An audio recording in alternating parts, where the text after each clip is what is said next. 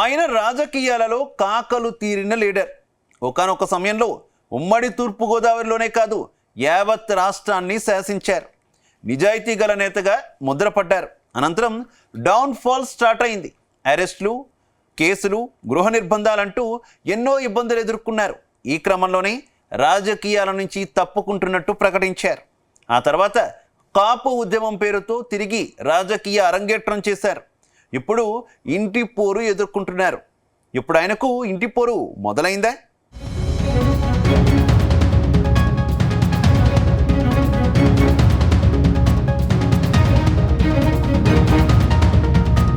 ఓడలు బళ్ళు, బళ్ళు ఓడలవుతాయని గోదావరి జిల్లాలో ఓ సామెత చెబుతారు. ఒకప్పుడు ఎమ్మెల్యేగా, ఎంపీగా తిరుగులేని విజయాలు సాధించిన ముద్రగడ పద్మనాభం పరిస్థితి ఇప్పుడు ఈ సామెతను గుర్తు చేస్తోంది.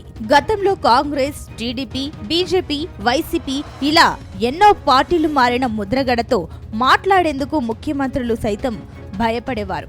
అయితే కాపు ఉద్యమంలో భాగంగా తుని రైలు దగ్ధం ఘటన తర్వాత ఉద్యమాన్ని సైతం వదిలేసి ఇంటికి పరిమితమయ్యారు ముద్రగడ పద్మనాభం. కానీ కేవలం చంద్రబాబును విమర్శిస్తూ లేఖలు రాసేవారు. ఈలోగా రాజకీయాలు మారాయి. టీడీపీ, బీజేపీ, జనసేన ఒక్కటయ్యాయి. జనసేనలో చేరేందుకు రాయబారం నడిపారు. స్వయంగా పవన్ కళ్యాణ్ ఆయనను పార్టీలో చేర్చుకునేందుకు అంగీకరించారు. పశ్చిమ గోదావరి ఎమ్మెల్యే ఒకరు పవన్ తరపున ఆయన నివాసానికి వచ్చి మాట్లాడారు. ఈలోగా ఏం జరిగిందో తెలియదు. పవన్ పై విమర్శలు ఎక్కుపెట్టారు. జనసేన చీ పొమ్మంది. ఇప్పుడు ఆయన్ను సొంత కుటుంబ సభ్యులే ఓ ఆట ఆడుకుంటున్నట్టు టాక్ వినిపిస్తోంది.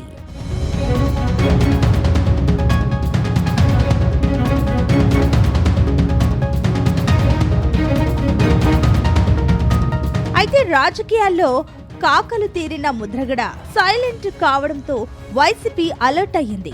ముద్రగడను వైసీపీలో చేరాలంటూ వైఎస్ జగన్ ఆహ్వానించారు.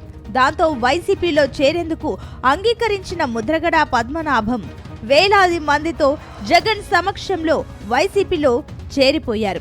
ఆ తర్వాత జరిగిన ఎన్నికల్లో పవన్ పోటీ చేస్తే ఆయనపై తాను పోటీ చేస్తానని సవాలు విసిరారు. తర్వాత సవాలు వెనక్కి తీసుకున్నారు. పవన్ గెలిస్తే తన పేరు ముద్రగడ పద్మనాభరెడ్డిగా మార్చుకుంటానని మరో సవాలు విసిరారు. అయితే పిఠాపురంలో పవన్ భారీ మెజారిటీతో గెలవడంతో ముద్రగడ తన పేరును ముద్రగడ పద్మనాభరెడ్డిగా మార్చుకున్నారు. అంతటితో వదిలేయలేదు. పవన్ కళ్యాణ్ చంద్రబాబును విమర్శిస్తూ లేఖలు సంధిస్తూనే ఉన్నారు. అయితే ఈ విమర్శలకు చెక్ పెట్టేందుకు కూటమి సర్కార్ తన కూతురు ద్వారానే ముద్రగడపై విమర్శలు చేయించడంలో సక్సెస్ అయ్యింది.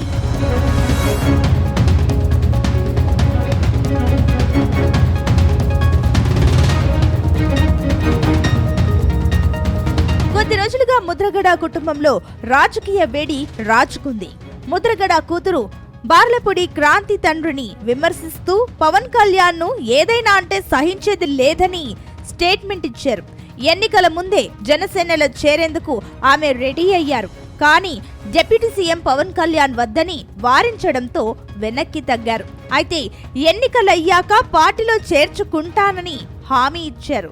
ఈ క్రమంలోనే ముద్రగడ తనయుడు గిరిబాబును పత్తిపాడు వైసీపీ ఇన్ఛార్జిగా నియమించారు. దీంతో ముద్రగడ తనయ, గిరిబాబు సోదరి అయిన క్రాంతి మరోసారి తెరపైకి వచ్చారు. తన తండ్రికి క్యాన్సర్ ఉంది. తమ్ముడు, మామగారు వైద్యం చేయించడం లేదు. తనకు భయంగా ఉందని స్టేట్మెంట్ ఇచ్చారు. దానిని ముద్రగడ ఖండించారు. నీ సానుభూతి నాకొద్దు, నువ్వు నా గడప తొక్కొద్దు అన్నారు. దీంతో ఆమె రాజకీయం మార్చారు.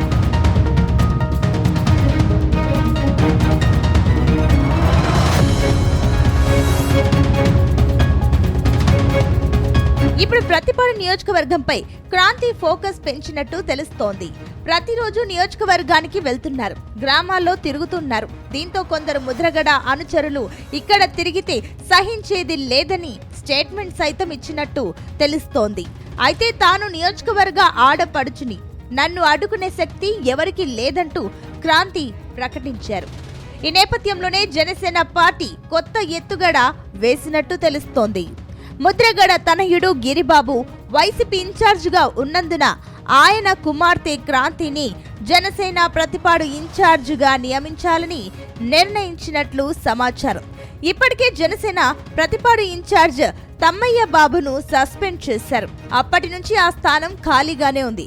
తద్వారా క్రాంతిని నియమించి ముద్రగడకు పక్కలో బల్లెంలా తయారు చేయాలనే ప్లాన్లో జనసేన నేతలున్నట్టు తెలుస్తోంది.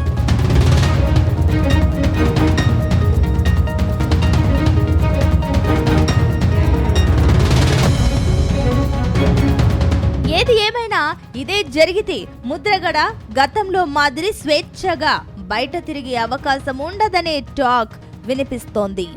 ఒక పక్క కూతురు, మరో పక్క కుమారుడు. ఆయన వృద్ధాప్యంలో నలిగిపోయే అవకాశం ఉందని ఆయన అనుచరులు వాపోతున్నారు. మొత్తం మీద వైసీపీకి చెక్ పెట్టేందుకు జనసేన ముద్రగడ తనయ క్రాంతిని తెరపైకి తేవడం రాష్ట్ర వ్యాప్తంగా చర్చగా మారింది.